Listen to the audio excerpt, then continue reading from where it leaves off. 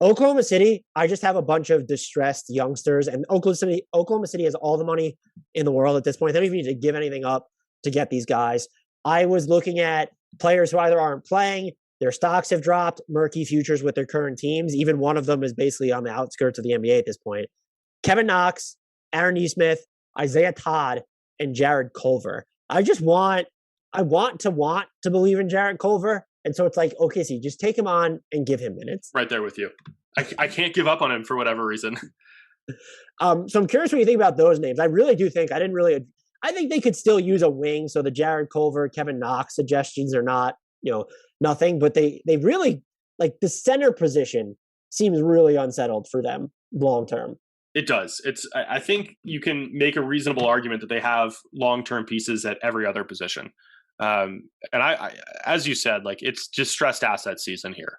And I think I view this team much like some of the other rebuilders where, as we said with Houston, I'm not really concerned about the fits. I'm not really concerned about the positions. It's more about just getting like competitive players.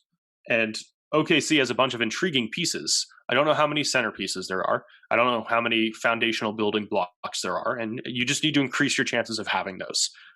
Of the names you mentioned, I like Jarrett Culver the best because I think that he has the highest ceiling of those guys, even if he's been objectively awful to this point in his NBA career. The other name, I think that they should, Phoenix needs to move Jalen Smith as part of any trade they make, basically a salary filler, because that's what he's become.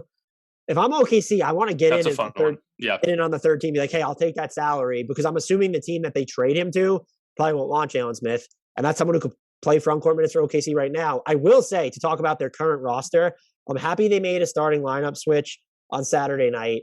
Their preferred starting five right now is very discriminatory against shooting, and they need it badly. But I might be out on Poku. I don't want to break your heart. No, you're not, because I'm in the same boat, and I'm also out on Baisley, and I think that's no. You can't be out on Baisley. Really, he's doing too much defensively this year. That's not allowed. He's just so bad on offense. We prefer turbulent and inconsistent around these parts.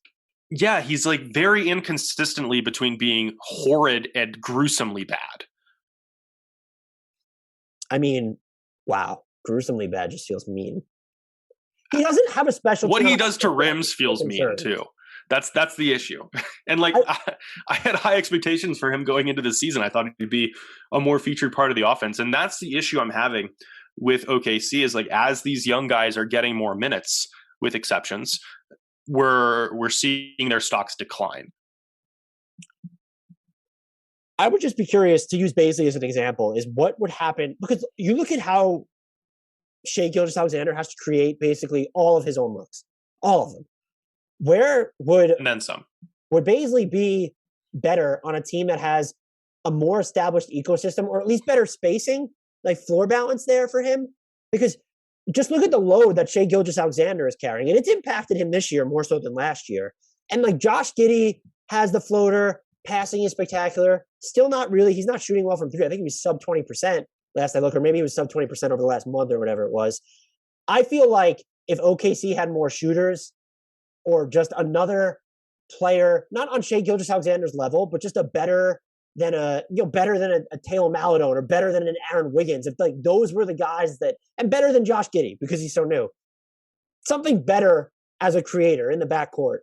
Sorry, I heard you mention Baisley and spacing in the same sentence, and I just kind of shut down.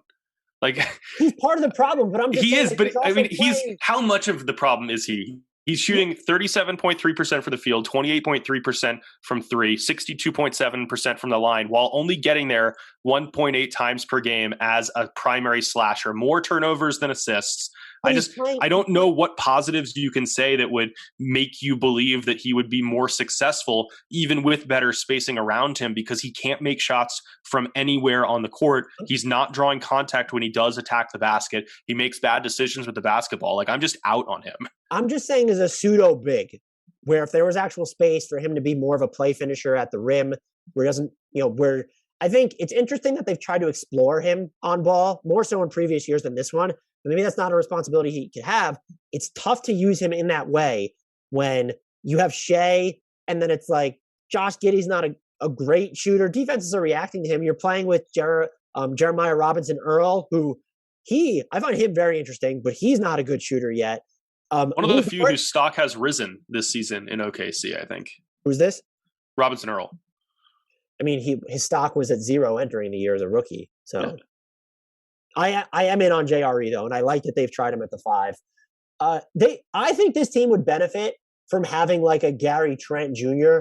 or Doug McDermott on its roster. I think guys who provide this form of offensive alleviation that would make life so much easier on developing their other youngsters. And I think it's one of the flaws of their roster that they don't have that type of guy on the perimeter right now. I'm with you. I just wouldn't give up too much to acquire it because I'd prefer to prioritize the younger guys who might be more building block status. Right. I'm not giving. Well, I would consider giving up assets for Gary Trent Jr. if I'm with them. But like a Doug McDermott doesn't fit your timeline. It's why the Spurs even want to get rid of him. They're sort of using him in the same capacity.